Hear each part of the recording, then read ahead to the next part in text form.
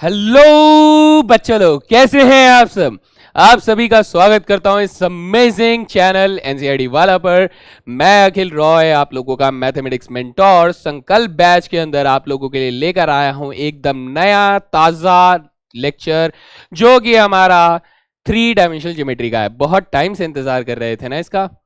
हाँ sir, probability का भी कर रहे हैं, वो तो नहीं ला रहे आप। अरे ले आएंगे भाई, 3 डायमेंशन ज्योमेट्री के बाद अगला नंबर उसी का है। जब आखिरी चैप्टर प्रोबेबिलिटी आ रहा है तो हम क्या करें भैया, हमको पहले प्रोबेबिलिटी नहीं पढ़ाना है, हम पहले 3 डायमेंशन ज्योमेट्री पढ़ाएंगे, क्योंकि अभी अभी तो हम लोगों ने ताजा ताजा वेक्टर्स पढ़ कर आए हैं। तो चलिए इसी के साथ आज हम लोग 3 डायमेंशन ज्योमेट्री की शुरुआत करेंगे।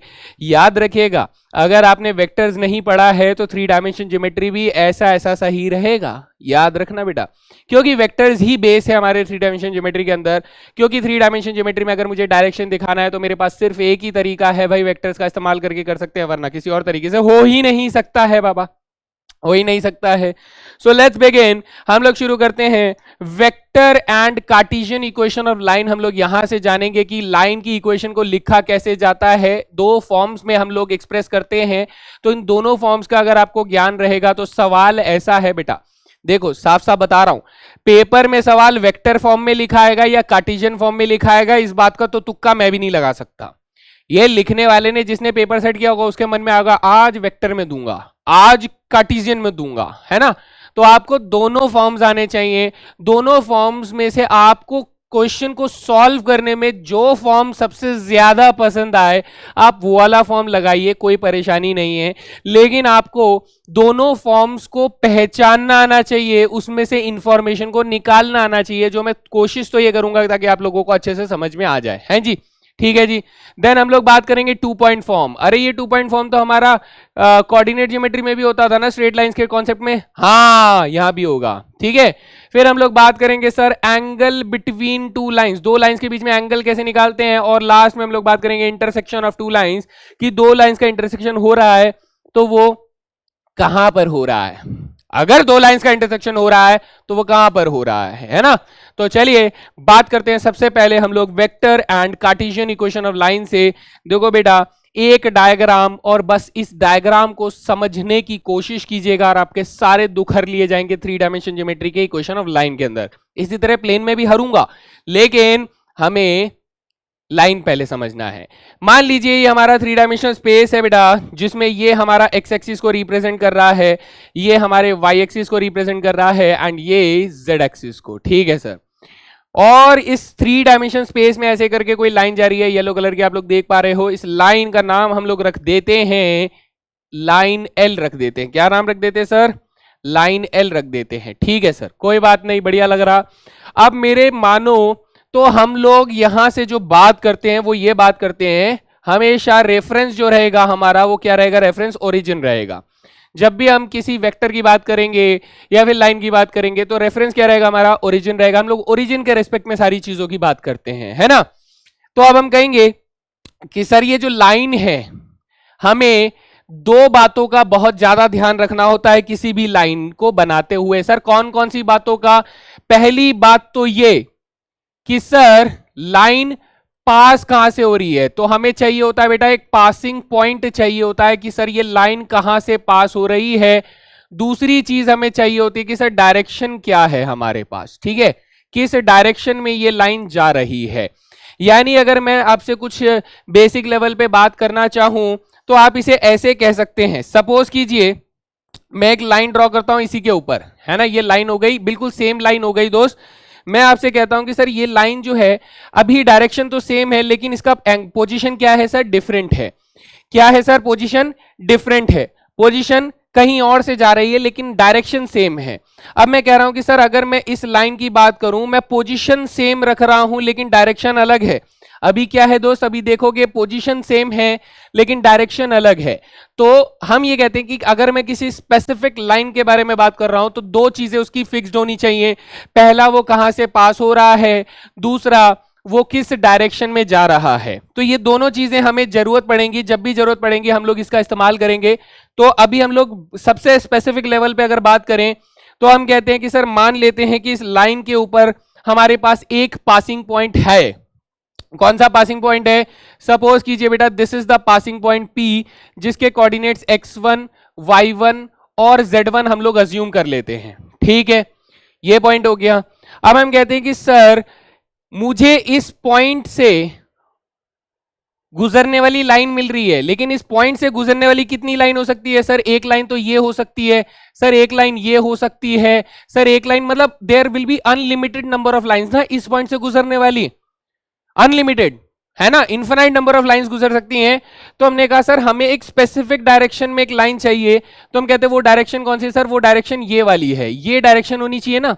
तो इस डायरेक्शन को अगर मैं उठा के फ्री वेक्टर के फॉर्म में लिख दूं तो ये वेक्टर कौन हो जाएगा? सर ये मेरा बी वेक्टर हो जाएगा। इसे कहते हैं पैरेलल वेक्टर। क्या कहते हैं बेटा? इसे कहते हैं पैरेलल वेक्टर। ये किस काम आता है दोस्त? ये काम आता है हमें ये बताने के लिए कि हम जो है वो कौन सी डायरेक्शन में लाइन को बनाना चाहते हैं, कौन सी डायरेक्शन में लाइन बनाना चाहते हैं। This is given by the B vector, parallel vector. ये इस लाइन से पैरेलल वेक्टर होता है। तो हमने कहा सर ये उस डायरेक्शन में जाने वाली लाइन है, तो उसे मैं किसी वेक्टर से ही बताऊंगा ना।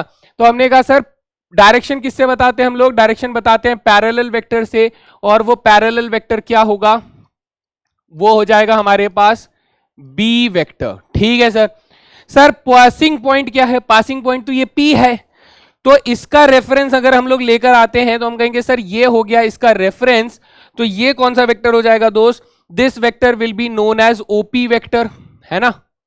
ओपी का मतलब जानते हो ना आप लोग, ओपी ओपी करते हो, ओपी वेक्टर। ठीक है, ये ओपी वेक्टर है, और इस ओपी वेक्टर को हम लोग एक नाम दे देते हैं, दैट इज ए वेक्टर। यानी इस पॉइंट का जो पोजीशन वेक्टर है वो क्या हो जाता है बेटा? वो हो जाता है position vector.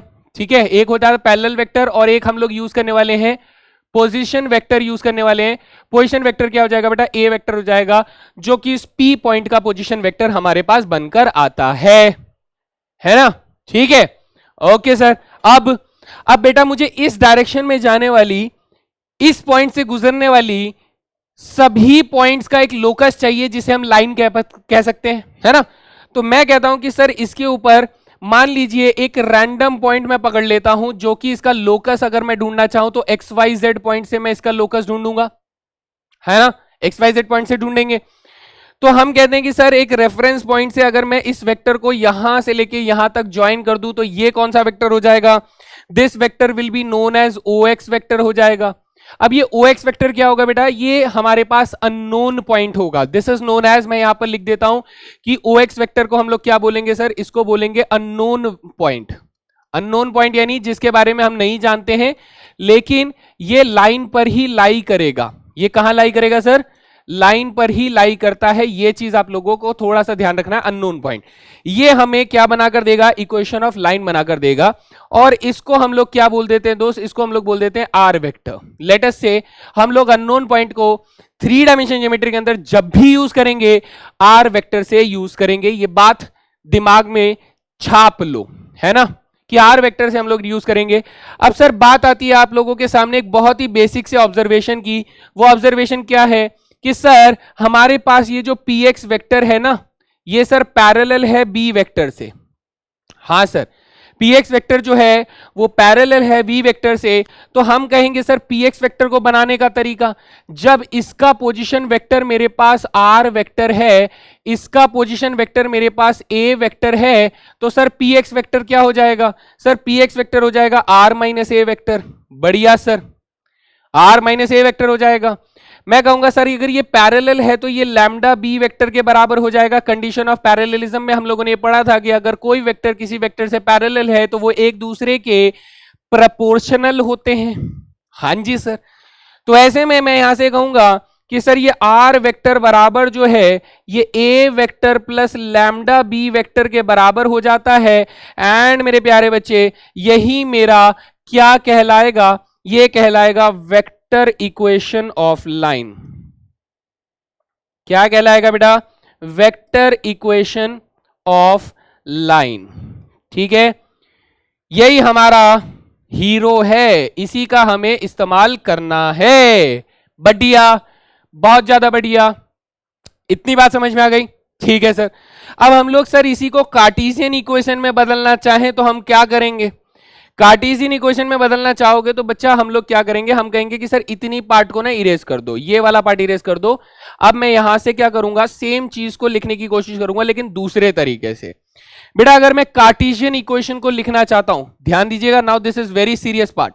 Are minus A क्या हो जाएगा सर, आर माइनस हो जाएगा X minus X one, Y minus Y one, Z minus Z one हो जाएगा। तो उसे वेक्टर फॉर्म में लिखेंगे तो ये हो जाएगा X minus X one I cap हो जाएगा, plus Y minus Y one J cap हो जाएगा, plus Z minus Z one K cap हो जाएगा। This will be R minus A vector. Let us assume हम लोग बी वेक्टर के कुछ क्या ले लेते हैं, डायरेक्शन रेशियोज ले लेते हैं, A I cap, B J cap, A I cap plus B J cap plus C K cap ले लेते हैं इसके डायरेक्शन रेशियोज। तो यहां पर हमारे पास क्या बनकर आ जाएगा sir, lambda times of A I cap हो जाएगा, lambda times of B J cap हो जाएगा और lambda times of C K cap हो जाएगा, है ना। हाँ सर, ये हो गया आर माइनस ए वेक्टर, ये हो गया lambda B vector, lambda times हो गया ना वेक्टर, है ना। तो अब हम कहेंगे सर आई कैप, अगर ये दोनों वेक्टर्स बराबर वेक्टर्स हैं तो ये वाला इसका आई कंपोनेंट जो होगा एक्स माइनस एक्स वन वो मेरे पास लैम्डा ए के बराबर होगा। Sir y minus Y one यानी इसका j कंपोनेंट जो होगा वो लैम्डा b के बराबर होगा। सर इसका z k कंपोनेंट क्या होगा, z minus Z one will be equal to lambda c के बराबर होगा। तो हम यहां से कहेंगे कि sir x minus X one upon में a लिखा तो सर वो मेरे पास लैम्डा के बराबर आएगा। Sir y minus Y one upon में b लिखा तो वो भी लैम्डा के बराबर आएगा। Sir z minus Z one लिखा तो वो भी लैम्डा के बराबर आएगा। सर ये सब मेरे पास लैम्डा के बराबर आएंगे। तो ये जो इक्वेशन आपके पास अब बनकर निकल कर आ रही है, बड़ी भयानक सी लग रही है, तो ये वाली जो इक्वेशन है इसको हम लोग कहते हैं sir Cartesian equation of line, Cartesian equation of line. तो फर्क क्या है सर, फर्क ये है कि इस वाली इक्वेशन में आप देखोगे कि मैंने वेक्टर्स का इस्तेमाल किया है। क्या किया है बेटा, वेक्टर्स का इस्तेमाल किया है इक्वेशन ऑफ लाइन को लिखने के लिए, लेकिन यहां पर हम लोगों ने कार्टेशियन कोऑर्डिनेट्स का इस्तेमाल किया है, जैसे कि x1 y1 z1 a b c, Cartesian numbers का इस्तेमाल किया है उसी लाइन को लिखने के लिए। तो आपको ये दोनों के दोनों लिखने आने चाहिए। दूसरी चीज जो सबसे ज्यादा जरूरी है, जो बच्चे को सबसे बड़ा प्रॉब्लम होता है वो ये कि वो वेक्टर से कार्टेशियन और कार्टेशियन से वेक्टर नहीं लिख पाता है। तो इस पर मैं थोड़ी सी प्रैक्टिस करवा देता हूं भाई, ताकि तुम लोग थोड़ा तैयार हो जाओ इसके लिए, हैं जी, ठीक है। तो देखिए सर, ऐसा है कि मैं एक सवाल में आपको बताता हूं, इसे ऐसे देखिएगा मेरे प्यारे प्यारे बच्चे, इसे ऐसे देखिएगा कि सर किसी भी लाइन में हमें आर वेक्टर बराबर क्या बोलता है, वो बोलता है ए प्लस लैम्डा बी वेक्टर बोलता है ना। और वहीं पर उसका कार्टेशियन इक्वेशन कहता है x minus X one upon में a बराबर y minus Y one upon में b बराबर z minus Z one upon में c इज इक्वल्स टू ये लैम्डा, जो लैम्डा यहाँ होता है वही लैम्डा यहाँ होता है। अगर यहाँ कोई और कांस्टेंट लिखा होता तो वहां कोई और कांस्टेंट लिखा होता, वही वाला कांस्टेंट लिखा होता। तो वी आर सेइंग दैट कि सर ये हो गया अपना कार्टेशियन इक्वेशन और ये हो गया अपना वेक्टर इक्वेशन, ये हो गया अपना वेक्टर इक्वेशन। जी सर, अब आप फोकस कीजिए बेटा, यहीं से आपको सीखना है, यहीं से आपको समझना है कि एक्चुअली में चल क्या रहा है। आप यहां पर जो नंबर देख रहे हो ए बी और सी, ये ए बी और सी जो है बच्चे, ये कौन है सर, ये हमारे पास है बी वेक्टर के डायरेक्शन रेशियोज। ये कौन है बेटा, direction ratios of B vector होते हैं, यानी यहां पर A comma B comma C जो है ये मेरे बी वेक्टर के डायरेक्शन रेशियोज होंगे, ठीक है।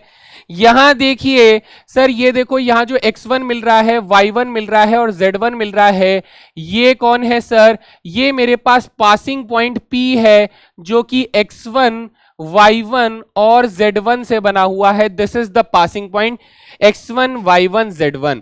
तो हम ये कहेंगे कि सर इसका मतलब ये जो ए वेक्टर आपको यहां पर मिलेगा, ये ए वेक्टर क्या हो जाएगा, ये हो जाएगा ए वेक्टर बराबर x1 आई कैप प्लस y1 जे कैप प्लस z1 के cap. It is a position vector जिसे हम लोग ओपी वेक्टर के नाम से जानते हैं, है ना।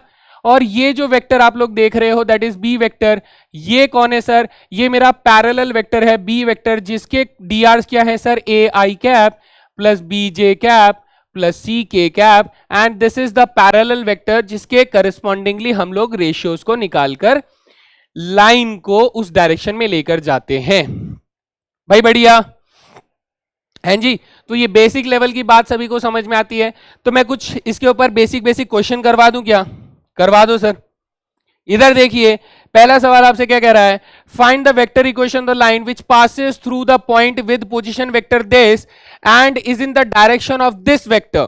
भाई देखो, लैंग्वेज में ही उसने मुझे बहुत साफ साफ शब्दों में बता दिया कि सर मेरा जो पासिंग पॉइंट है उसका पोजीशन वेक्टर यानी ए वेक्टर जो है वो दे दिया जाता है 2i - j + 4k, है ना सर? ठीक है। और जो मुझे बताया जा रहा है कि ये किस डायरेक्शन में जा रहा है and is in the direction, तो डायरेक्शन वाला वेक्टर मुझे दे दिया गया है कितना? i + j - 2k। ठीक है सर, कोई परेशानी नहीं, है ना? तो आप देखिए सर, मुझे अगर इसकी वेक्टर इक्वेशन ऑफ लाइन लिखनी है तो वेक्टर इक्वेशन ऑफ लाइन क्या हो जाएगी सर? ये हो जाएगा r वेक्टर बराबर a + λb हो जाएगा, है ना? तो a वेक्टर कितना है सर? a वेक्टर हमारे पास है 2i - j + 4k हो जाएगा। बढ़िया sir. Plus lambda times of b कितना हो जाएगा बेटा? b हो जाएगा i + j - 2k हो जाएगा, है ना सर? बढ़िया, मजा आ गया। तो ये हमारे पास क्या बन गया है दोस्त? This is the required vector equation of the line, जिस लाइन के बारे में हमसे बात की जा रही है। This is the vector equation of the line जो मांगा जा रहा था, है ना सर? अब मुझे इसको क्या करना है? मुझे इसे रिड्यूस करना है in the Cartesian form. Cartesian form में लिखना है तो हम कह रहे हैं सर ये वाला जो होता है ये हमारे पास पासिंग पॉइंट ए वेक्टर को डिनोट कर रहा है और ये वाला वेक्टर जो है ये sir parallel vector B vector को डिनोट कर रहा है। ये हम लोग जानते हैं a + λb, है ना? बहुत सीधे से जानते हैं। ठीक है सर। तो इसके अंदर हम लोग क्या करेंगे? अगर मुझे कार्टेशियन फॉर्म में लिखना है तो मैं x - y - z माइनस करूंगा, ठीक है? अपॉन में, यहां अपॉन में, यहां अपॉन में रहेगा और ये सारे के सारे रेशियोज होंगे ये बराबर हो जाएंगे, हैं जी? ठीक है। तो ये वाला काम हमें करना है।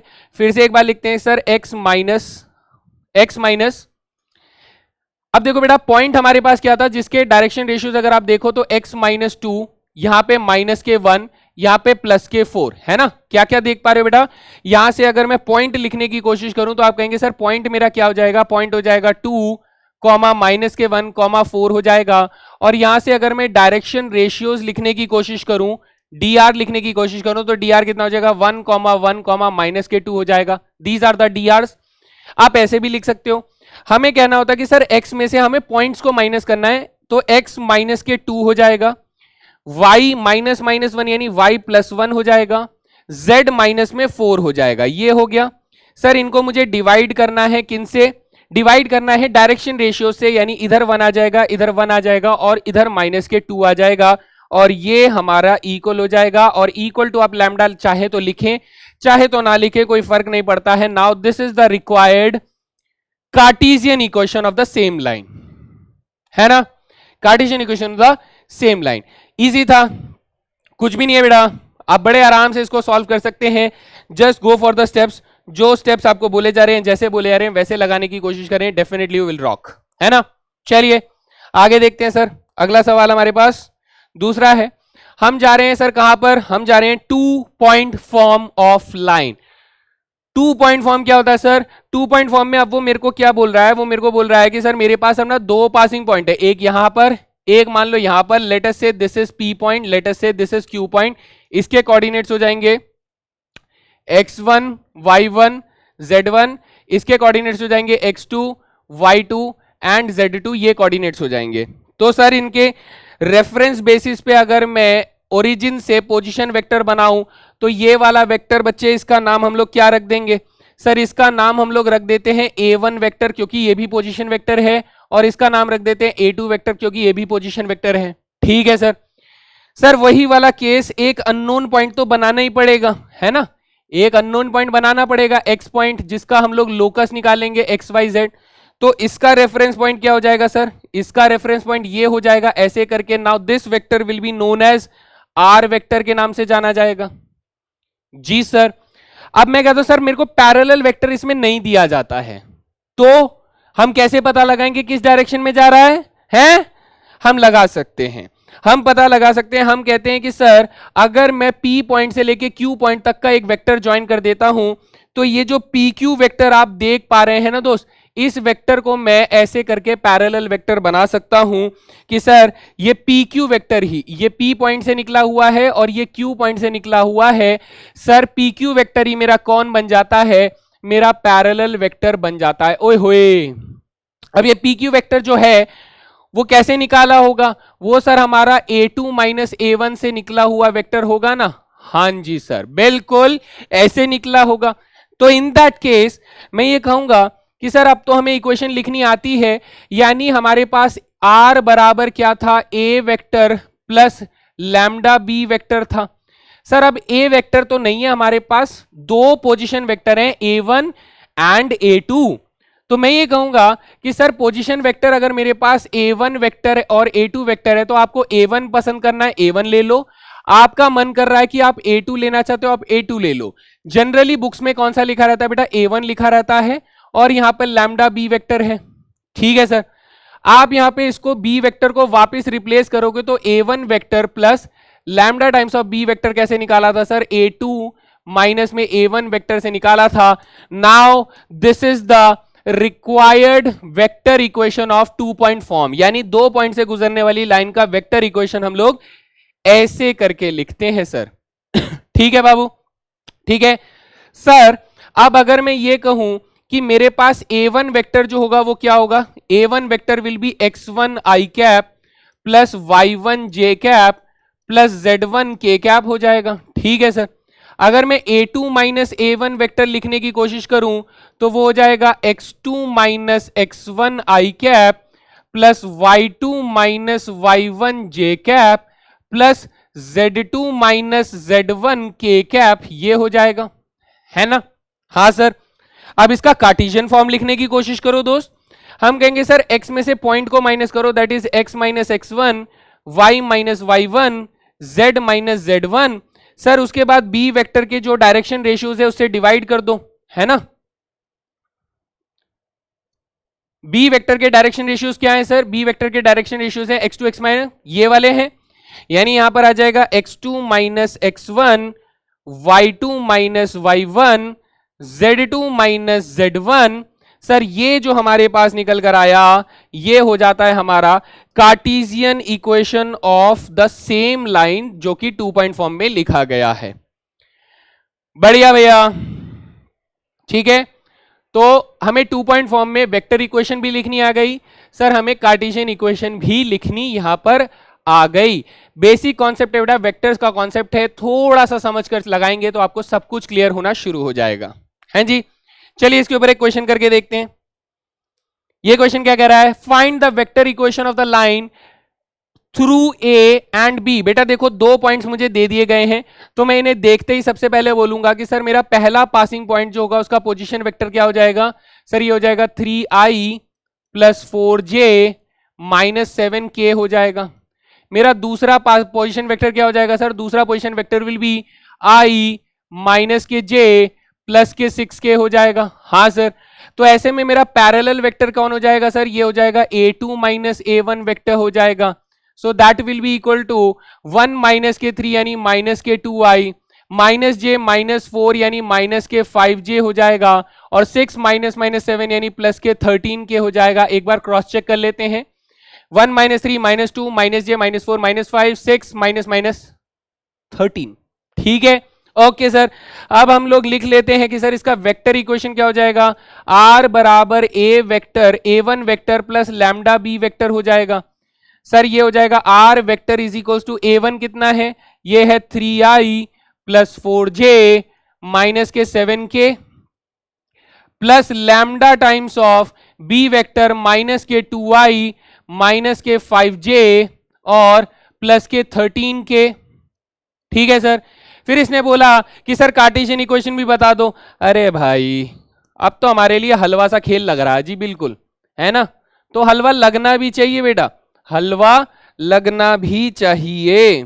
चलिए तो इसी के साथ अब मैं अगर इसकी कार्टेशियन इक्वेशन को लिखना चाहता हूं तो वो कैसे हो जाएगा, सर मुझे x में से क्या माइनस करना है, ये तीनों पॉइंट्स माइनस करने हैं, यानी x में से 3 माइनस करना है, y में से 4 माइनस करना है, z में से माइनस का 7 माइनस करोगे तो z प्लस 7 हो जाएगा, और डिवाइडेड बाई हमारे पास क्या आ जाएगा दोस्त, डिवाइडेड बाई हमारे पास आ जाएगा, इधर से माइनस के 2 आ जाएगा, इधर से माइनस के 5 आ जाएगा, और इधर से बेटा प्लस के 13 आ जाएगा। तो ये हो गए हमारे equal to lambda, and now this is the required cartesian equation of the same line. बढ़िया बढ़िया है ना, ठीक है दोस्त। तो इसको थोड़ा प्रैक्टिस लगेगा बस, और कुछ नहीं, प्रैक्टिस करोगे तो बेटा सब मजेदार तरीके से सॉल्व होना शुरू हो जाएगा डेफिनेटली। एक और क्वेश्चन देखिए, क्या कह रहा है sir, find the vector equation of the line passing through a point with position vector this. अच्छा सर, इसने मुझे दे दिया कि सर ए वेक्टर जो है हमारे पास क्या है, ए वेक्टर अपने को पासिंग पॉइंट दे रखा है 2i माइनस के जे प्लस के दे रखा है, ओके। फिर कह रहा है and parallel to the line joining the points this and this, दो पॉइंट्स को जोड़ने वाले लाइन से पैरेलल है। तो हम लोग यहां पर कहते हैं कि सर मान लीजिए ये हमारे पास एक पोजीशन वेक्टर है, ये दूसरा पोजीशन वेक्टर है, तो इसका डायग्राम थोड़ा सा अज्यूम कर लो बेटा, आप लोगों को अंडरस्टैंडिंग थोड़ी आसान हो जाएगी, है ना, थोड़ी सी आसान अंडरस्टैंडिंग हो जाएगी, वरना आप लोग कंफ्यूज रहोगे कि चल क्या रहा है सर, चल क्या रहा है। हमें चाहिए इस वाली लाइन की इक्वेशन, ये कह रहा है कि हम देते हैं आपको इस वाली लाइन की कुछ इंफॉर्मेशन। वाह, ये तो शायरी हो गई, ये तो शायरी हो गई। नहीं नहीं नहीं नहीं, कोई बात नहीं। ये कह रहा है कि सर हमारे पास यहां पर एक पॉइंट है, यहां पर एक पॉइंट है, जिसके पोजीशन वेक्टर मुझे दे रखे हैं। तो लेटस से मैंने इसका नाम रख दिया p वेक्टर, इसका नाम मैंने रख दिया q वेक्टर, और इसमें से पासिंग पॉइंट मुझे दे रखा है दोस्त, इसका पासिंग पॉइंट दे रखा है मान लीजिए a वेक्टर। क्या दे रखा है सर, a वेक्टर दे रखा है। मुझे चाहिए इसकी इक्वेशन, इसकी नहीं चाहिए, मुझे इसकी इक्वेशन चाहिए सर, इसकी नीचे वाले की चाहिए। तो नीचे वाले के सर पासिंग पॉइंट तो है, पैरेलल वेक्टर कहां से मिलेंगे सर, पैरेलल वेक्टर बना लेंगे, इतने स्मार्ट हैं हम, हैं बचपन में पढ़ाई किए थे। तो पैरेलल वेक्टर जब हमने इन दोनों को जोड़ा तो ये बेटा इसका क्या हो जाएगा, ये इसका पैरेलल वेक्टर हो जाएगा।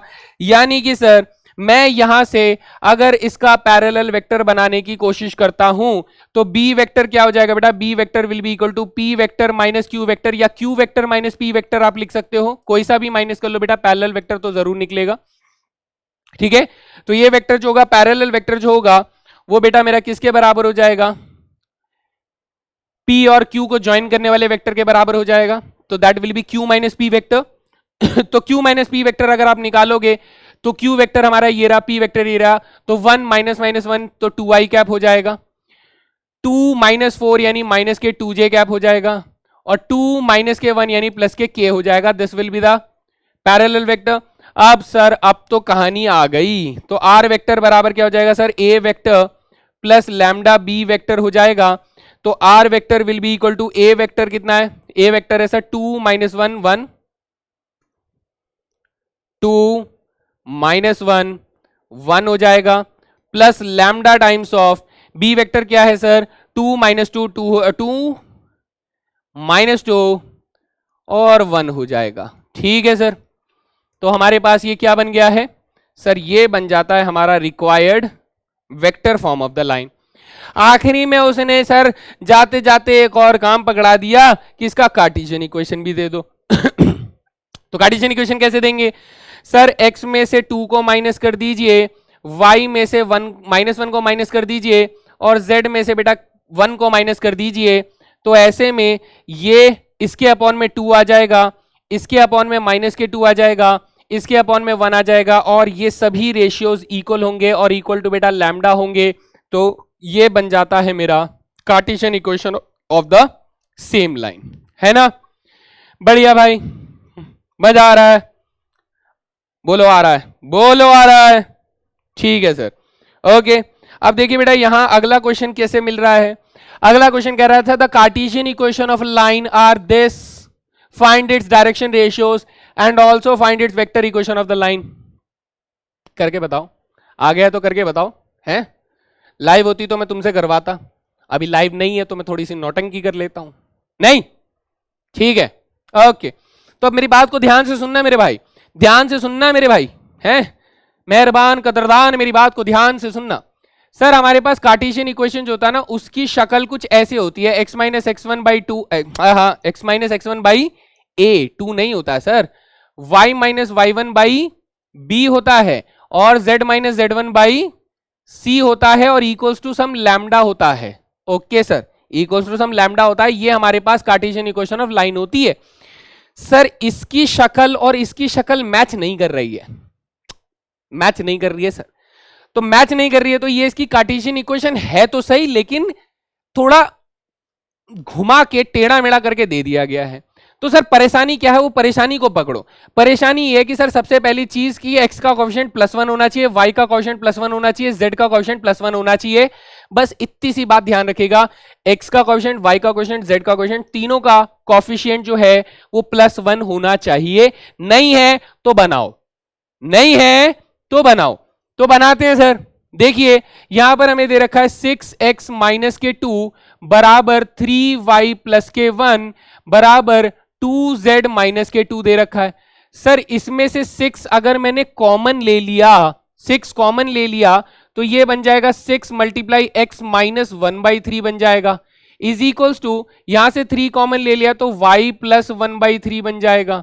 सर यहां से 2 कॉमन ले लिया तो ये z माइनस 1 बन जाएगा।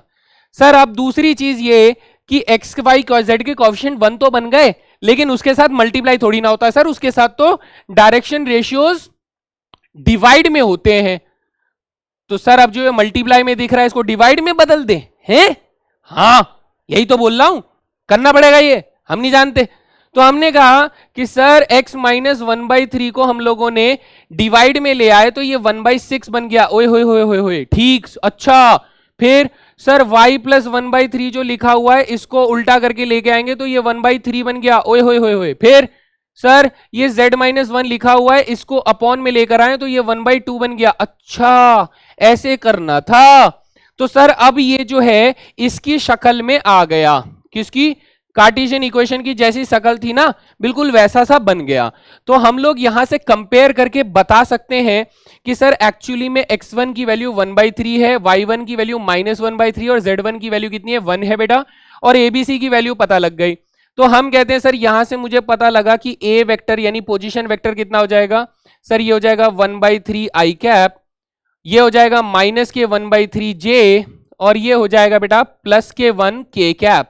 ओके सर बी वेक्टर कितना हो जाएगा? बी वेक्टर हमारा हो जाएगा, हालांकि इसने मेरे से पूछा नहीं था, डायरेक्शन रेशियोज पूछ रहा है ना, डायरेक्शन रेशियोज अभी बताते हैं। सर बी वेक्टर हो जाएगा 1/6i, 1/3j और 1/2k हो जाएगा दोस्त। तो सर इस लाइन के डायरेक्शन रेशियोज क्या हो गए? सर डायरेक्शन रेशियोज जिस डायरेक्शन में ये लाइन जारी होगी वही डायरेक्शन रेशियो देने हैं। अब ये लाइन किस डायरेक्शन में जा रही है? सर ये लाइन जो है ना ये बी वेक्टर के डायरेक्शन में जा रही है, तो बी वेक्टर के डायरेक्शन रेशियो क्या है? तो हम कहेंगे सर डायरेक्शन रेशियो क्या होते हैं?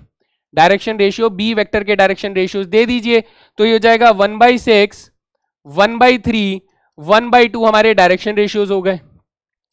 अब सर इसने मेरे से कहा कि मुझे वेक्टर इक्वेशन भी दे दो। ओए होए, काम ना रुक रहे इसके हैं। आर वेक्टर बराबर क्या होता है sir? A vector plus lambda B vector होता है। तो ए वेक्टर कितना है सर? ए वेक्टर ये है, तो हम कहेंगे R vector is equals to 1/3i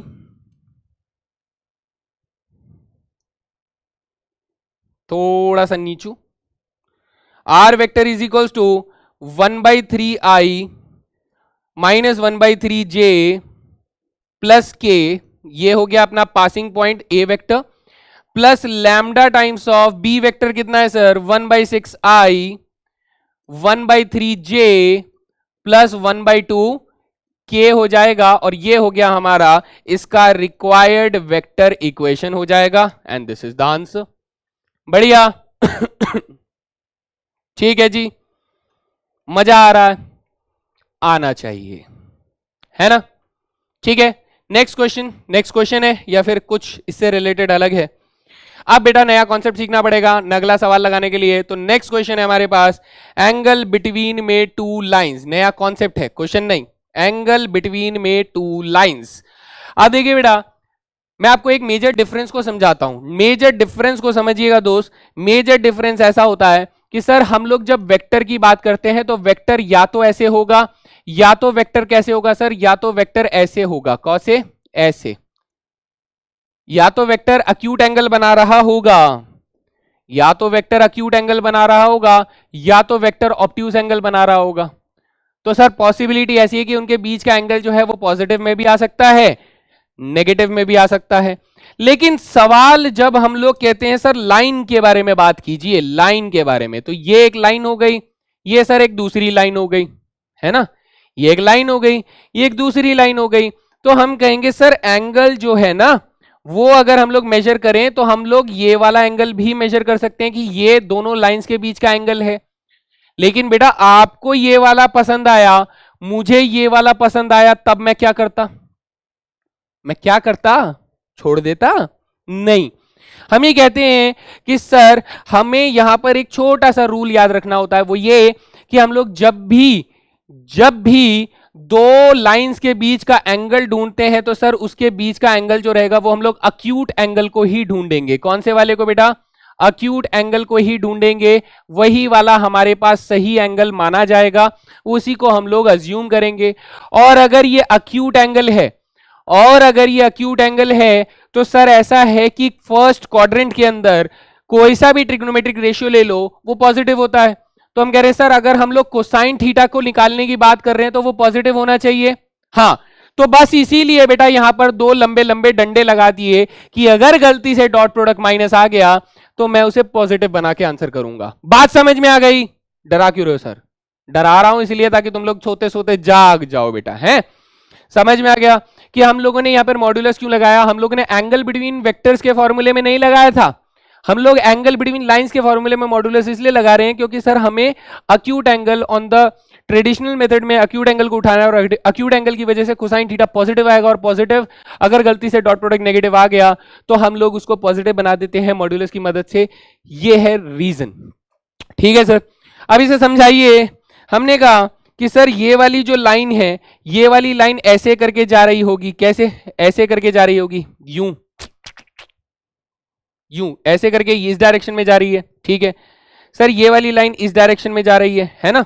तो मैं कहता हूं सर इस वाले वेक्टर को उठा के अगर मैं ऐसे करके ज्वाइन कर दूं तो ये दोनों वेक्टर्स के बीच में जो एंगल बन रहा होगा सर वही एंगल तो ये भी बन रहा होगा। तो एक्चुअली में मैं ये करने वाला हूं कि सर अगर ये मेरे पास लाइन नंबर 1 है, ये मेरे पास लाइन नंबर 2 है, तो लाइन नंबर 1 से पैरेलल वेक्टर B1 वेक्टर हो जाएगा, लाइन नंबर 2 से पैरेलल वेक्टर B2 वेक्टर हो जाएगा। तो मैं ढूंढना चाहता हूं इन दोनों वेक्टर्स के बीच का एंगल, जो कि एंगल बिटवीन टू वेक्टर्स के फॉर्मूले से ही बनकर हमारे पास आ रहा है ना? यहां तक बात अच्छे से समझ में आती है क्या? बिल्कुल अच्छे से समझ में आती है। तो बेसिक बात हमें समझ में आ जाती है ना? तो अब हम लोग क्या करने वाले हैं? अब हम लोग इसको समझने वाले हैं कि कैसे ये काम करने वाला है। इसके ऊपर कुछ बेसिक क्वेश्चंस लगा लेते हैं एंड दैट्स इट, बात खत्म। लेकिन इससे पहले मैं आपको छोटी सी चीज बताना चाहता हूं। वो छोटी सी चीज क्या है सर? वो छोटी सी चीज ऐसी है कि अगर मेरे पास कोई दो लाइंस पैरेलल हैं, L1 और पैरेलल बोल रहा हूं, परपेंडिकुलर हैं, L1 अगर L2 से परपेंडिकुलर पाया जाता है तो इसका मतलब ये हुआ कि B1 वेक्टर जो होगा वो B2 वेक्टर से परपेंडिकुलर पाया जाएगा। सर अगर ये दोनों परपेंडिकुलर पाए गए तो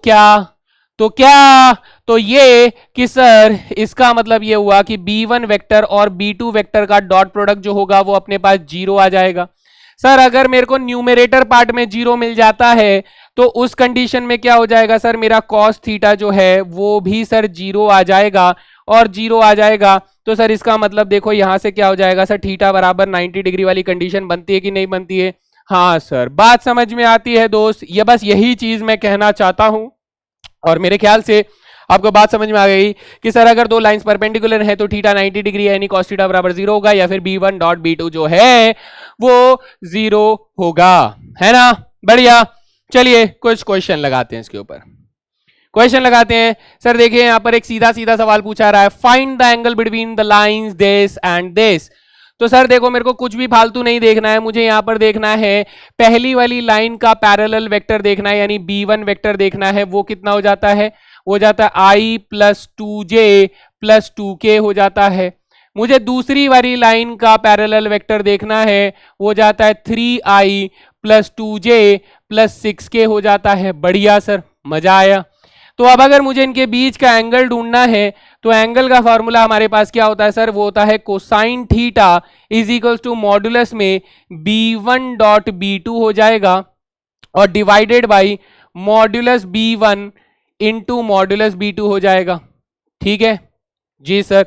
तो b1 डॉट b2 का मॉडुलस वैल्यू अगर मुझे कैलकुलेट करना है तो b1 डॉट b2 हो जाएगा 1 इंटू 3 3 हो जाएगा, 2 इंटू 2 प्लस 4 हो जाएगा और 2 इंटू 6 प्लस 12 हो जाएगा, divided by magnitude of b1 vector कितना हो जाएगा 1 का स्क्वायर 1, 2 का स्क्वायर 4, 2 का स्क्वायर 4 हो जाएगा और यहां से मैग्नीट्यूड निकालेंगे तो 3 का स्क्वायर 9, 2 का स्क्वायर 4, 6 का स्क्वायर 36 हो जाएगा। ये हमारे पास आ गया।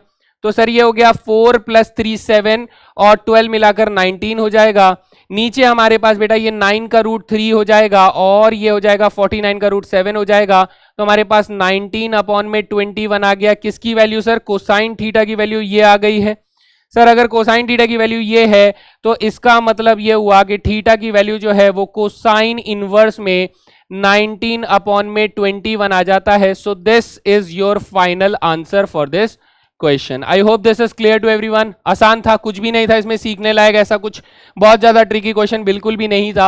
ये जस्ट एक एप्लीकेशन था कि फॉर्मूले को कैसे आपको अप्लाई करना है। ठीक है, चलिए नेक्स्ट क्वेश्चन देखते हैं इसके ऊपर और किस तरीके से बन सकता है।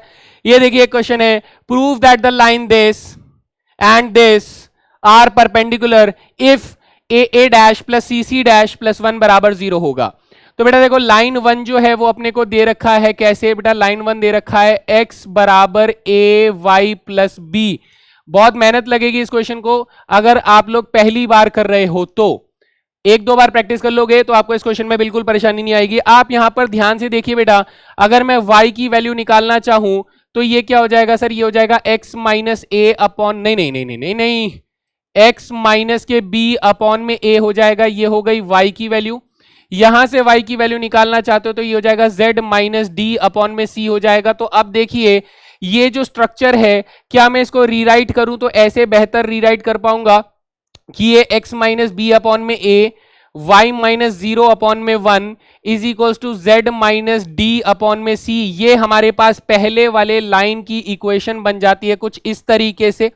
हाँ या ना, लाइन 1 को मैंने इस तरीके से बेटा मॉडिफाई कर दिया है। I hope this is clear to everyone guys, यहां पर किसी को कोई परेशानी नहीं होनी चाहिए। सिमिलरली मैं दूसरी वाली लाइन को जब मैं डील करूंगा तो लाइन नंबर 2 हमारे पास कितनी है सर, ये दे रहा है हमारे पास x बराबर a dash Y plus B दे रहा है एंड z बराबर क्या दे रहा है, c dash Y plus D दे रहा है। तो मैं अगर यहां से आपसे कहूं कि मुझे इसमें से ये b डैश डी मिल रहा है ना और ये d डैश मिल रहा है, आई होप सो है ना, b डैश d डैश मिल रहा है, बिल्कुल सही। तो ये x minus B dash upon में a डैश हो जाएगा। यहां से हमारे पास y की वैल्यू आ जाएगी और यहां से y की वैल्यू कितनी आ जाएगी, z minus d dash upon में c डैश आ जाएगा। ये हमारे पास बन गया। सो अगर सर मैं फाइनली रीराइट करूं तो ये ऐसा दिखाई देगा कि ये x minus B dash upon में a डैश है is equals to y minus 0 upon में 1 है is equals to z minus d dash upon में c डैश है। तो ये मेरा बन गया दूसरे वाली लाइन का एक्चुअल कार्टेशियन फॉर्म बन जाएगा।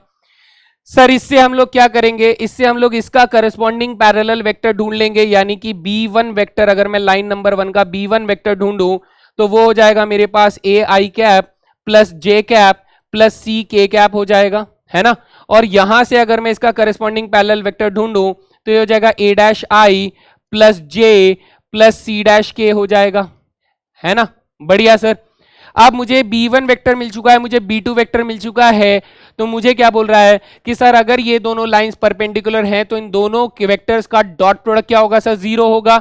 तो हम लोग ये इंफॉर्मेशन को ऐसे लिखते हैं कि सर गिवन क्या है सर, गिवन ये है कि L1 is perpendicular to L2, it means B1 is perpendicular to B2, it means ये हुआ कि सर B1 और B2 का जो डॉट प्रोडक्ट होगा वो सर बराबर 0 आएगा। हाँ या नहीं, हाँ सर। अब B1 और B2 का डॉट प्रोडक्ट करेंगे तो A का प्रोडक्ट A डैश के साथ हो जाएगा, तो ये हो जाएगा A डैश प्लस 1 का प्रोडक्ट 1 से करेंगे तो 1 हो जाएगा और C का प्रोडक्ट C से डैश से करेंगे तो ये 0 हो जाएगा। तो यू कैन से दैट कि sir A dash plus C dash plus 1 जो है वो 0 के बराबर आ रहा है। बस यही तो हमें प्रूफ करना था सर, बात खत्म हो गई, है ना। So this is the way you are going to prove this. आसान था? हाँ सर बिल्कुल आसान सा ही लग रहा है, कोई खास ऐसा मुश्किल नहीं है, बस इसमें कार्टेशियन फॉर्म में बदलने वाला जो कॉन्सेप्ट था वो बड़ा मजेदार था। तो ऐसी चीजों को बेटा प्रैक्टिस करनी है, ठीक है। तो ये क्वेश्चंस काफी अच्छे वाले सवाल हैं जो मैं आप लोगों के लिए चुनकर लेकर आया हूं, तो प्लीज इन्हें अच्छे से दिल लगाकर प्रैक्टिस करें, ठीक है। ओके, अब हम लोग कुछ ऐसी चीजें करते हैं सर जो पैरेलल और परपेंडिकुलर की कंडीशन में चल रहे हैं, हम लोग उसके ऊपर बात करें। करिए सर। देखिए जैसे ये क्वेश्चन क्या कह रहा है, ये कह रहा है find the equation of line passing through a point this and parallel to the line. बेटा फिर से देखो, हम लोग अगर इसमें बात करना शुरू करें तो ये हो गया हमारा एक्स एक्सिस, ये हो गया हमारा वाई एक्सिस, ये हो गया हमारा जेड एक्सिस, ठीक है। सर ये कह रहा है कि हमारे पास एक लाइन है जिसकी इक्वेशन मुझे चाहिए, ये दूसरी लाइन है सर जिसकी इक्वेशन मुझे दी गई है और वो इससे पैरेलल है। सर ये इंफॉर्मेशन मुझे दी गई है कि ये इससे पैरेलल लाइन है। तो हमें क्या कह रहा है कि सर हमें ना इससे रेलेवेंट एक पैरेलल वेक्टर दे दिया गया है जो कि इसका पैरेलल वेक्टर है। तो ये हमारा कौन हो जाता है दोस्त, ये हो जाता है हमारा बी वेक्टर। अब ये बी वेक्टर इसका भी है तो इसका भी तो पैरेलल वेक्टर होगा ना। हाँ सर, और हमें साथ साथ इसका एक पासिंग पॉइंट दे दिया जाता है, ए वेक्टर दे दिया जाता है जो कि पासिंग पॉइंट क्या है सर, 2 - 1 3 है। काम समझ में आ गया? तो अब मैं कहूंगा सर सीधा सीधा इंफॉर्मेशन को नोट डाउन करो, वो ये कि सर पासिंग पॉइंट हमारे पास ए वेक्टर क्या हो जाता है, 2 - 1 3, that is 2 i cap minus के j कैप प्लस के 3 k कैप हो जाएगा। सर बी वेक्टर जो है इस वाली लाइन का जो पैरेलल वेक्टर है वही मेरा बी वेक्टर हो जाएगा, that is 2i plus j minus K 2k हो जाएगा। तो सर एक काम करिए, हमें क्या निकाल के देना है, हमें निकाल के देना है वेक्टर इक्वेशन। वेक्टर तो नहीं बोला है, हमें इक्वेशन किसी में भी दे सकते हैं। अब जब उसने किसी में पूछा नहीं है तो मैं वेक्टर में दे देता हूं, आपका मन है तो आप इसे कार्टेशियन में दे दीजिए। तो हमारे पास आर वेक्टर बराबर क्या हो जाएगा, A vector is 2i minus j plus K 3k plus lambda times of B vector करेंगे तो lambda times of 2i plus j minus K 2k हो जाएगा। Now this is your final answer जो कि आपको करके देना था।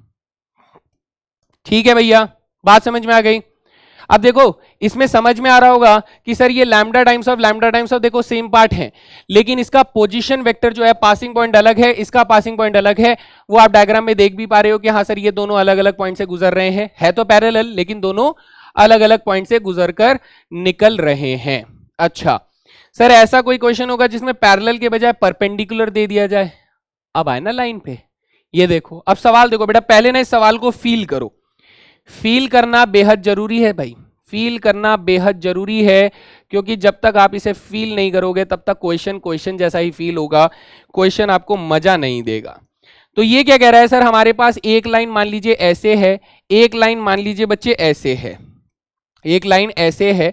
हमसे कह रहा है कि सर ये दोनों लाइंस हम लोगों ने बना ली है ना, मुझे इससे परपेंडिकुलर लाइन चाहिए। सर इससे परपेंडिकुलर लाइन, ऐसी वाली लाइन की इक्वेशन चाहिए मुझे, ये ब्लू वाली जो लाइन है इस लाइन की इक्वेशन चाहिए। या फिर अगर मैं इसको थोड़ा और ऐसे बनाने की कोशिश करूं, सपोज करो ये ब्लू वाली लाइन है ना, मुझे ये कह रहा है कि सर एक लाइन हमारे पास ऐसे है, एक लाइन हमारे पास ऐसे है और एक लाइन जो है वो सर हमारे पास कैसे बन रही है, सपोज ऐसे बन रही है, ऐसे ऐसे बन रही है।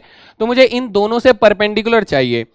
तो अब कैसे मिलेगा सर, अब कैसे मिलेगा, ये दो लाइन मुझे दी गई है L1 L2 और मुझे इस लाइन की इक्वेशन चाहिए, L की इक्वेशन चाहिए। कैसे दें, ध्यान से देखिएगा बेटा, ये सबसे मजेदार कॉन्सेप्ट है जो आप लोगों को आना चाहिए। कैसे बेटा, देखना इस वाले वेक्टर से पैरेलल कौन है सर, ये वाला वेक्टर, इस वाली लाइन से पैरेलल वेक्टर ये हो जाएगा। हाँ सर, इस वाले लाइन से पैरेलल वेक्टर कौन हो जाएगा सर, ये वाला वेक्टर हो जाएगा। हाँ सर, अब मैं अगर आपसे ये कहूं कि मैंने अगर इस वेक्टर का क्रॉस प्रोडक्ट कर दिया तो इससे पैरेलल वेक्टर कहां की तरफ जाएगा सर, इससे पैरेलल वेक्टर यहां की तरफ चला जाएगा। हाँ सर, यहां की तरफ चला जाएगा।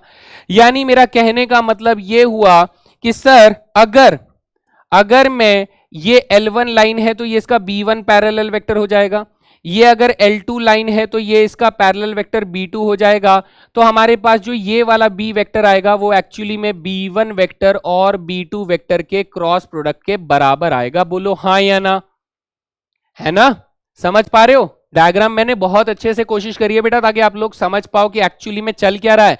तो मुझे अपना पैरेलल वेक्टर कैसे मिला सर, b1 वेक्टर और b2 वेक्टर का क्रॉस प्रोडक्ट करने से मिला। बाकी इसने पासिंग पॉइंट तो दे ही रखा था। अरे सर इंफॉर्मेशन तो यूज हो गई। तो हमने कहा सर हमारे पास a वेक्टर कितना है, a वेक्टर है माइनस के i प्लस के 3j minus K 2k। Sir हमारे पास b1 वेक्टर कितना है, यानी लाइन नंबर 1 का डायरेक्शन रेशियोज है i plus 2j plus 3k। और सर b2 वेक्टर कितना है, सर b2 वेक्टर है हमारे पास माइनस के 3i प्लस के 2j प्लस के 5k। ये दिया गया है ना। ठीक है सर, ध्यान रखिएगा बेटा एक्स वाई जेड के कोएफिशिएंट पॉजिटिव में 1 होने चाहिए। ये मत देख लेना कहीं माइनस में आ रहा हो और आपने उसमें से डायरेक्शन रेशियो निकाल लिया हो, पोपट बन जाएगा तुम्हारा। तो सर अब हम लोग यहां से क्या निकाले, हम लोग बी वेक्टर को निकालते हैं। B vector is equal to b1 vector और b2 वेक्टर का क्रॉस प्रोडक्ट है। तो ये हो जाएगा सर i j k, यहां पर आ जाएगा 1 2 एंड 3, यहां आ जाएगा -3 2 और 5 आ जाएगा। बढ़िया सर, ठीक है। तो बी वेक्टर निकाल लेते हैं। दिस इज 10 - 6 यानी 4i, फिर हमारे पास 5 + 9, 5 + 9 होता 14 यानी माइनस के 14j हो जाएगा। फिर हमारे पास 2 + के 6 यानी 8k हो जाएगा, है ना। तो this is my b vector. जी सर एक बार क्रॉस चेक कर लें। 10 - 6 4, 5 + 9 यानी कि 14 यानी माइनस के 14 और 2 + 6 यानी 8 हो जाएगा। तो ए वेक्टर मिल गया, बी वेक्टर मिल गया। सर हमारी इक्वेशन ऑफ लाइन क्या हो जाएगी, r vector is equal to, देखो बेटा कार्टेशियन कहीं बोला नहीं है इसलिए मैं डायरेक्टली वेक्टर इक्वेशन लिख रहा हूं। वो हो जाएगा मेरे पास a + λb हो जाएगा। तो इसको रीराइट करेंगे तो a वेक्टर हमारे पास कितना है, ये है sir -1 3 -2 -1 3 -2 plus lambda times of B vector कितना है सर 4 - 14 8 यानी 4 - 14 और 8। ये हमारे पास क्या हो जाता है दोस्त, this is the required equation of the line in the vector form. आप कार्टेशियन में देना चाहते हैं आप कार्टेशियन में दे दीजिए, कोई परेशानी वाली चीज इसमें नहीं है ना। बढ़िया भाया, एकदम बढ़िया, बात समझ में आती है। चलिए अगला सवाल। अगला सवाल मेरे ख्याल से काफी इजी है, बिल्कुल आसान सवाल है। Find the value of lambda so that the lines are at right angles, are at right angles. आपसे बोला है राइट एंगल्स। तो बेटा देख ध्यान से देखना, अब इस क्वेश्चन में प्रॉब्लम है कैसे। सर देखो यहाँ x का कोएफिशिएंट नेगेटिव में है, ये गड़बड़ है सर, इसको मुझे रीराइट करना पड़ेगा। यानी कि अगर मैंने इसे x - 1 लिखा तो इसमें से एक माइनस कॉमन आएगा जो कि 3 को मिल जाएगा। अच्छा सर इसमें देखो एक प्रॉब्लम है, इसमें 7 जो है वो कोएफिशिएंट में है, तो अगर मैंने 7 को कॉमन ले लिया तो सर 7 कॉमन लेने पर ये y माइनस सबसे पहले तो 12/7 बन जाएगा, और जो 7 होगा वो बेटा 2 लैम्डा के अपॉन में पहुंच जाएगा। तो ये मेरा अगला डायरेक्शन रेशियो हो जाएगा। अच्छा ठीक है सर, यहां पर देखो कोई परेशानी नहीं है, z में से 3 माइनस हो रहा है और अपॉन में 2 है, तो ये मेरा लाइन नंबर 1 हो गया। दूसरी लाइन में देखिए बेटा माइनस के 7 आ रहा है, तो सर माइनस के 7 कॉमन ले लीजिए। जैसे ही माइनस का 7 कॉमन लोगे तो ये बन जाएगा x - के 1, और माइनस के 7 जो है बेटा वो 3 लैम्डा के अपॉन में चला जाएगा, और ये मेरा नया डायरेक्शन रेशियो हो जाएगा। सर ये y - 5 बिल्कुल सही लिखा है, अपॉन में 1 लिखा हुआ है। सर इसमें देखो नेगेटिव आ रहा है तो इसे मैंने नेगेटिव कर दिया z - 6, तो इसके अपॉन में माइनस के 5 आ जाएगा। तो ये हो गई हमारी दोनों एक्चुअल में कार्टेशियन फॉर्म के अंदर कन्वर्ट की हुई लाइंस की फॉर्म। तो यहां से मैं इंफॉर्मेशन निकाल लूंगा। सर इंफॉर्मेशन क्या हो जाएगी कि पहली वाली लाइन का जो पैरेलल वेक्टर होगा वो क्या हो जाएगा सर -3i प्लस के 2 लैम्डा अपॉन में 7j प्लस के 2k हो जाएगा। ठीक है सर, b2 वेक्टर कितना हो जाएगा दोस्त, b2 वेक्टर हो जाएगा 3 लैम्डा यानी -3 लैम्डा अपॉन में 7, ठीक है, और प्लस के j, सर आई कैप में भूल गए, आई कैप प्लस के j और -5k हो जाएगा। सर अब ये दोनों के दोनों परपेंडिकुलर हैं, यानी कि मैं इसे ऐसे लिखना चाहूंगा कि सर L1 जो है वो L2 से परपेंडिकुलर है, इसका मतलब B1 जो है वो सर B2 से परपेंडिकुलर वेक्टर बनेगा, और अगर ये दोनों परपेंडिकुलर हैं तो इसका मतलब B1 वेक्टर का डॉट प्रोडक्ट B2 वेक्टर के साथ कितना आने वाला है सर 0 आने वाला है। तो बस इनका डॉट प्रोडक्ट निकाल के बराबर 0 रख दीजिए, you will get the value of lambda. करें सर -3 को -3 लैम्डा बाई 7 से मल्टीप्लाई करेंगे तो हमारे पास 9 लैम्डा बाई 7 आ जाएगा। ठीक है। 2 लैम्डा बाई 7 को 1 से करेंगे तो हमारे पास 2 लैम्डा बाई 7 आ जाएगा। ठीक है, फिर उसके बाद 2 को बेटा -5 से करेंगे तो -10 आ जाएगा, ऐसा ही कुछ आ जाएगा, है ना। ये वैल्यू किसके बराबर है सर, ये 0 के बराबर है। तो कैलकुलेशन कीजिए बेटा, 7 7 ये 11 लैम्डा बाई 7 हो जाएगा, दिस इज 11 लैम्डा बाई 7 हो जाएगा, और इक्वल्स टू बेटा ये 10 आ जाएगा। तो हमारे पास लैम्डा की वैल्यू क्या आ जाती है सर, 10 अपॉन में नहीं 70 अपॉन में 11 आ जाता है। कितना, 70 अपॉन में 11 आ जाता है। मैं एक बार सारी वैल्यूज को वेरीफाई भी कर लेता हूं, अगर कोई गलती नहीं है तो यही मेरा आंसर है ना। ठीक है, x माइनस 1 अपॉन में -3, अगर मैं यहां से 12 7 कॉमन लेता हूं तो 12 बाई 7 और 2 लैम्डा बाई 7 हो जाएगा, और ये नॉर्मल लिखा हुआ है तो -3 2 लैम्डा बाई 7 और 2 आ जाएगा। ठीक है सर, नेक्स्ट है 7 -7x है तो -7 कॉमन लिया तो 3 लैम्डा बाई 7 यानी -3 लैम्डा बाई 7, और y माइनस 5 बराबर 1 तो 1 आ जाएगा, और यहां से माइनस कॉमन लिया तो -5, -3 इंटू 3 9 लैम्डा बाई 7 हो जाएगा, 2 इंटू 1 2 लैम्डा बाई 7 हो जाएगा, और 5 2 10। बिल्कुल सही है, कैलकुलेशन सही है, तो लैम्डा की वैल्यू 70 बाई 11 ही हमारे पास आने वाली है ना। बढ़िया, बिल्कुल सर। ओके, नाउ अब इसके बाद मेरे ख्याल से लास्ट क्वेश्चन बाकी है। उस लास्ट क्वेश्चन के लिए आपको कुछ बड़ा सीखना होगा। बड़ा मतलब सर कितना बड़ा, बहुत बड़ा बेटा, बहुत बड़ा।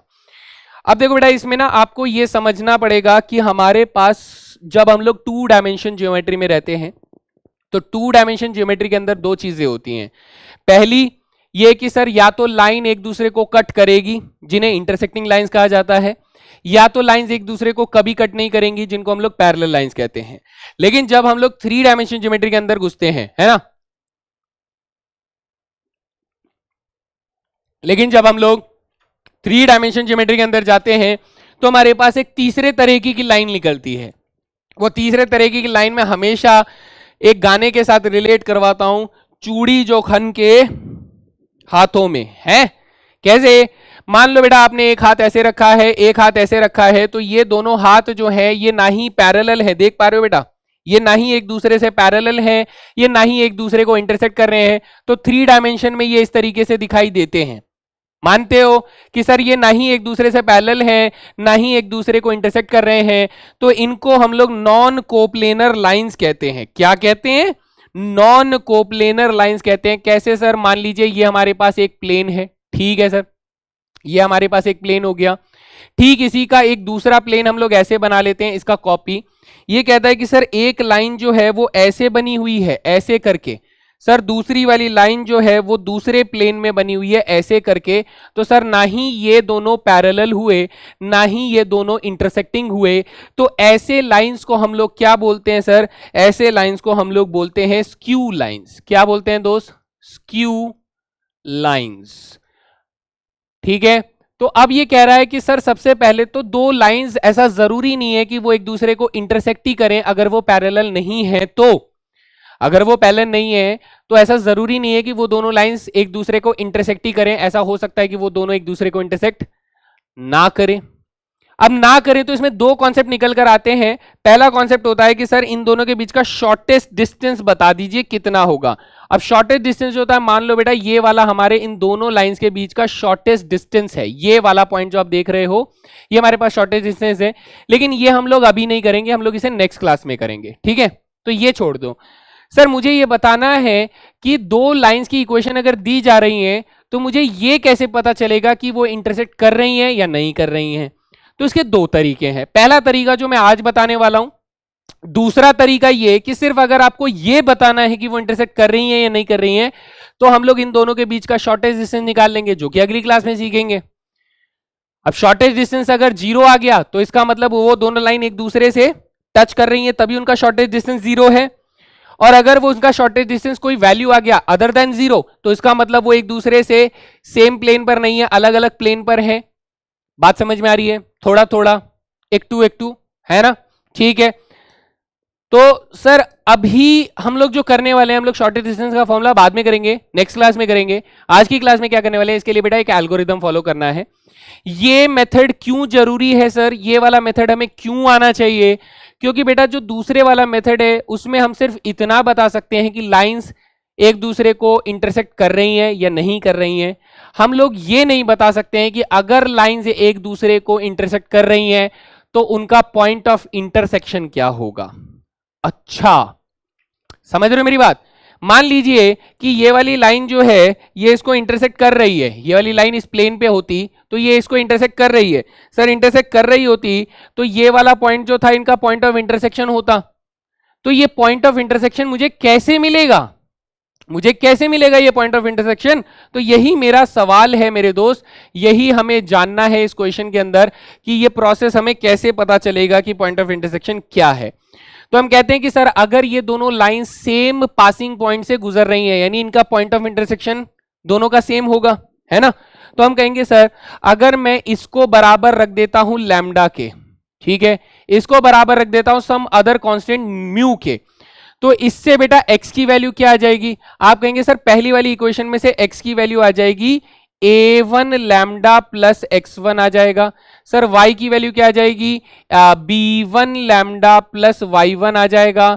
z की वैल्यू क्या आ जाएगी, c1 लैम्डा प्लस z1 आ जाएगा। अच्छा, दूसरी वाली इक्वेशन में म्यू अगर रख देते हैं तो x की वैल्यू क्या आ जाएगी, sir a2 mu plus x2 आ जाएगा। y की वैल्यू आ जाएगी b2 म्यू प्लस y2 आ जाएगा। और z की वैल्यू क्या आ जाएगी, c2 म्यू प्लस z2 आ जाएगा, है ना।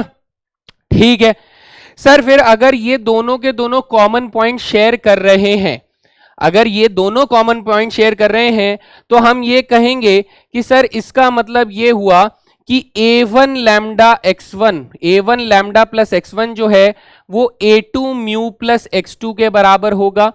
और यहां से b1 लैम्डा प्लस y1 जो है वो b2 mu plus x y2 के बराबर होगा। और c1 लैम्डा z1 जो है वो c2 म्यू प्लस z2 के बराबर होगा।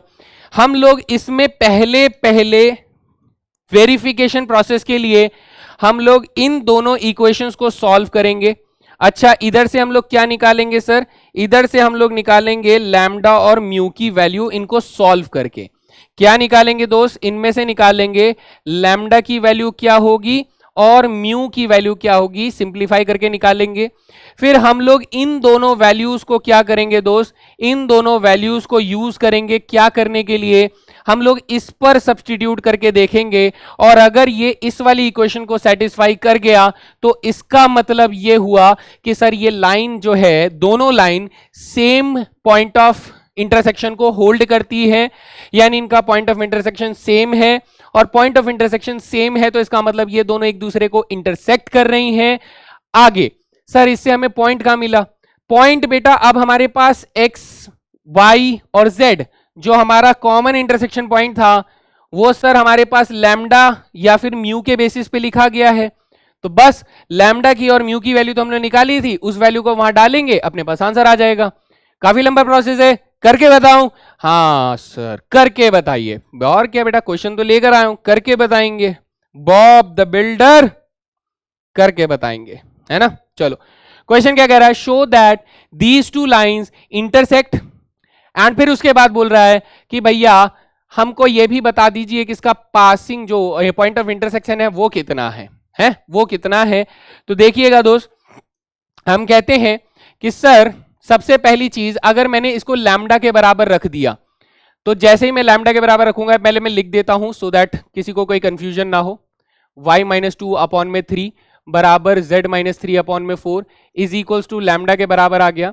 तो यहां से आप क्या कहेंगे सर, x की वैल्यू क्या हो जाती है, 2 लैम्डा प्लस 1 के बराबर हो जाती है, ठीक है सर। y की वैल्यू क्या हो जाती है सर, ये हो जाता है 3 लैम्डा प्लस 2 के बराबर। z की वैल्यू क्या हो जाती है 4 लैम्डा प्लस 3 के बराबर। ओके सर, कोई प्रॉब्लम नहीं। मैं दूसरी इक्वेशन को लिखता हूं बेटा, ये दे रखा है x माइनस 4 अपॉन में 5 बराबर y माइनस 1 अपॉन में 2 बराबर, बेटा देखो z के साथ कुछ नहीं दिया है तो मैं इसे लिखूंगा z माइनस 0 अपॉन में बेटा 1 लिखूंगा और इसे म्यू के बराबर लिख देता हूं, है ना। तो ऐसे में यहां से x की वैल्यू क्या आ जाएगी सर, 5 म्यू प्लस 4 हो जाएगा, 5 म्यू प्लस 4। और y की वैल्यू क्या आ रही है sir, this is 2 mu plus 1 हो जाएगा। और z की वैल्यू क्या आ रही है, दैट इज 1 म्यू माइनस 0 यानी प्लस 0, तो म्यू आ जाएगा। ओके सर, तो मैं एक काम करता हूं सर, जब मुझे बोला जा रहा है कि x की वैल्यू दोनों कॉमन है, y की वैल्यू दोनों कॉमन है, तो x की वैल्यूज को सेम कंपेयर कर लीजिए। तो जैसे ही मैं कंपेयर करूंगा तो मुझे पता लगेगा कि 2 लैम्डा प्लस 1 जो है वो मेरे पास 5 म्यू प्लस 4 के बराबर है। ठीक है सर, है ना। कॉमा बेटा दूसरी चीज को कंपेयर करते हैं, दैट इज 3 लैम्डा प्लस 2 जो है वो मेरे पास 2 लैम्डा प्लस 1, 2 म्यू प्लस 1 के बराबर है। सर आपने गलती कर दी है, अभी आपको दिख गया है तो आप ठीक कर लो इसको। हाँ बेटा, थैंक यू। क्या आ जाएगा यहाँ पे, 2 म्यू प्लस 1 आ जाएगा। हाँ 2 म्यू प्लस 1। तीसरी चीज जो है वो सर हमारे पास क्या आ रहा है, वो आ रहा है 4 लैम्डा प्लस 3 जो है वो म्यू के बराबर आ जाता है ना। तो मैं पहले पहले लेवल पे इन दो इक्वेशन को सिंप्लीफाई करके लैम्डा और म्यू की वैल्यू को निकालूंगा, because we have 3 set of variables, 3 set of equations, और जिसमें वेरिएबल 2 ही हैं। तो पहले 2 को सॉल्व करूंगा, तीसरे में सेटिस्फाई करूंगा, यही तरीका है मेरे पास। तो देखिए बेटा, इसको अगर रीराइट करोगे तो हमारे पास 2 लैम्डा माइनस के 5 म्यू बराबर 3 आ जाता है। This is your first equation. यहां से आगे चलिए बेटा, हमारे पास 3 लैम्डा माइनस के 2 म्यू जो है वो मेरे पास माइनस के 1 आ जाता है। This is your second equation. ठीक है सर, थर्ड इक्वेशन क्या है मेरे पास, ऑब्वियसली बात है 4 लैम्डा प्लस 3 बराबर न्यू, मैं उसको छोड़ देता हूं। मुझे इन दोनों इक्वेशन को सिंप्लीफाई करना है। कैसे कर सकते हैं सर, एलिमिनेट कीजिए। मैं इसे 2 से मल्टीप्लाई कर देता हूं, मैं इसे 5 से मल्टीप्लाई कर देता हूं, तो ये इक्वेशन कैसे दिखाई देने लग जाएंगे सर, ये इक्वेशन बदल जाएंगे कुछ ऐसे कि ये 2 2 जा 4 लैम्डा हो गया, 5 2 जा माइनस के 10 म्यू हो गया। ठीक है, ओके, और 2 3 जा इक्वल्स टू 6 हो गया। इधर करते हैं 5 3 जा 15 लैम्डा हो गया, 5 2 जा माइनस के 10 म्यू हो गया, और 5 1 जा माइनस के 5 इधर आ गया। तो अगर मैं इसको एलिमिनेट करूंगा दोस्त, तो ये प्लस का हो जाएगा, ये माइनस का हो जाएगा, और ये प्लस का हो जाएगा। सो ये तो कट गए सर, इधर आ गया 0, इधर आ जाएगा माइनस के 11 लैम्डा, और इधर आ जाएगा बेटा प्लस के 11, यानी लैम्डा की वैल्यू आ जाएगी माइनस के 1। सर मजा आया, आसान सी वैल्यू आई। लैम्डा की वैल्यू कितनी आ गई, माइनस के 1। सर जैसे ही लैम्डा की वैल्यू माइनस के 1 आई, तो मैं इनमें से किसी भी इक्वेशन में डाल के म्यू की वैल्यू निकाल सकता हूं। तो लैम्डा की वैल्यू -1 डालेंगे, तो सपोज मैंने यहां -1 डाला, तो उधर जाके +2 हो गया, तो ये बन जाएगा बेटा 5। तो म्यू की वैल्यू आ गई -1। सर क्या बात कर रहे हो, म्यू की वैल्यू भी -1 आ रही है? चेक कर लो बेटा, आप दूसरी इक्वेशन में चेक करके देख लो, मुझे तो यही लग रहा है, मैं भी चेक कर लूंगा अभी। म्यू की वैल्यू -1 आ रही है, सो लैम्डा की वैल्यू -1 उधर रखा तो 2 आ जाएगा। यस, म्यू की वैल्यू -1 आ रही है। अब मैं ये कहता हूं कि सर ये दोनों लैम्डा और म्यू की वैल्यू जो है, क्या वो इस इक्वेशन को सेटिस्फाई कर रही है? क्या वो इस इक्वेशन को सेटिस्फाई कर रही है? तो आप कहेंगे सर देख लेते हैं ना, देख लेते हैं। हम कह रहे हैं कि सर क्या 4 मल्टीप्लाई माइनस के 1 प्लस के 3 हमारे पास म्यू के बराबर है, -1 के बराबर है? आप कहेंगे हाँ सर ये बराबर है। ठीक है, तो ये सेटिस्फाई कर रही है बेटा, इस तीसरी वाली इक्वेशन को सेटिस्फाई कर रही है। तो हम लोग इसको ऐसे करके चेक कर सकते हैं, विच सेटिस्फाइज द थर्ड इक्वेशन।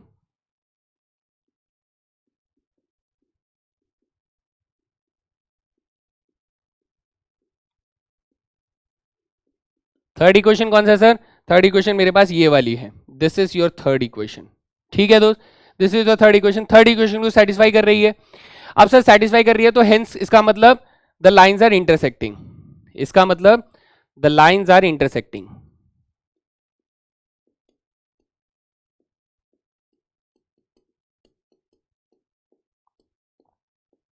ठीक है सर, प्रूफ हो गया, अपना पहला पार्ट हो गया खत्म। फिर उसके बाद उसने क्या बोला सर, उसके बाद उसने बोला कि सर मुझे बताइए कि पॉइंट ऑफ इंटरसेक्शन कितना होगा। पॉइंट ऑफ इंटरसेक्शन के लिए बेटा देखो, यहां पर आप लोगों ने x की वैल्यू निकाली है, हाँ सर, है ना। इस पर ध्यान दो बच्चे मेरे, इस पर ध्यान दो। किस पर? इस पर ध्यान दो। आप चाहो तो नीचे वाले पे ध्यान दे दो। सर पॉइंट ऑफ इंटरसेक्शन के लिए x y z की वैल्यू निकाल लो। तो x की वैल्यू क्या हो जाएगी, x की वैल्यू हो जाएगी 2 लैम्डा प्लस 1। जब लैम्डा की वैल्यू हमारे पास -1 है, तो ये माइनस के 2 प्लस 1 हो जाएगा। सो x की वैल्यू हो गई माइनस के 1। y की वैल्यू क्या हो जाएगी, 3 लैम्डा प्लस 2। तो 3 लैम्डा प्लस 2 पे ये रखेंगे, तो माइनस के 3 प्लस 2 हो जाएगा, तो आंसर आ जाएगा माइनस के 1। z की वैल्यू निकालेंगे तो ये हो जाएगा 4 लैम्डा प्लस 3, यानी माइनस के 4 प्लस 3, यानी ये भी आ गया माइनस के 1। तो मेरा जो पॉइंट ऑफ इंटरसेक्शन है भाई, जो मेरा पॉइंट ऑफ इंटरसेक्शन है वो कितना हो जाता है, वो हो जाता है सर -k1, -k1, -k1। आप वेरिफिकेशन के लिए क्या कर सकते हो बेटा, यही वाला पॉइंट म्यू के साथ भी निकाल सकते हो। किसके साथ सर, म्यू के साथ चेक करके, क्योंकि म्यू की वैल्यू भी तो हम लोगों ने निकाली है ना बेटा। म्यू की वैल्यू पे आप ये वैल्यू रखकर चेक करना क्या आपके पास -1 -1 आ रहा है, और अगर आ रहा है तो भैया 100% यही आंसर है। बट आपको दोनों चेक करने की जरूरत नहीं है, आप किसी एक पर रख लीजिए, वही मेरा पॉइंट ऑफ इंटरसेक्शन हो जाएगा। तो ये था इस लंबे वाले मेथड का फायदा कि सर हम लोग प्रूफ तो कर ही रहे हैं कि लाइन इंटरसेक्टिंग है या नहीं है, लेकिन उसके साथ साथ अगले ही स्टेप में हमें पॉइंट ऑफ इंटरसेक्शन मिल जाता है। अब ये बात ध्यान रखिएगा बेटा, अगर ये लैम्डा और म्यू की वैल्यू तीसरे इक्वेशन को सेटिस्फाई नहीं कर रही है, फिर से बोल रहा हूं, अगर ये लैम्डा और म्यू की वैल्यू तीसरे इक्वेशन को सेटिस्फाई नहीं कर रही है तो हम लोग क्या बोलेंगे, the lines are not intersecting lines. इसका मतलब वो कैसी लाइंस है सर, इसका मतलब क्या है सर इसका मतलब वो कैसी लाइंस हैं, वो सर स्क्यू लाइंस हैं। वो एक दूसरे से अलग अलग प्लेन पर लाई कर रही हैं, उनके बीच का डिस्टेंस कुछ है, जीरो नहीं है। मैं आप लोगों से यह भी विनती करूंगा कि ये जो क्वेश्चन अभी अभी हम लोगों ने सॉल्व किया, जब मैं नेक्स्ट क्लास में आप लोगों को डिस्टेंस फॉर्मूले पढ़ा रहा हूंगा, तब सेम इसी क्वेश्चन पे डिस्टेंस फॉर्मूला लगाकर देखना और ये वेरीफाई करना कि आंसर 0 आ रहा है कि नहीं।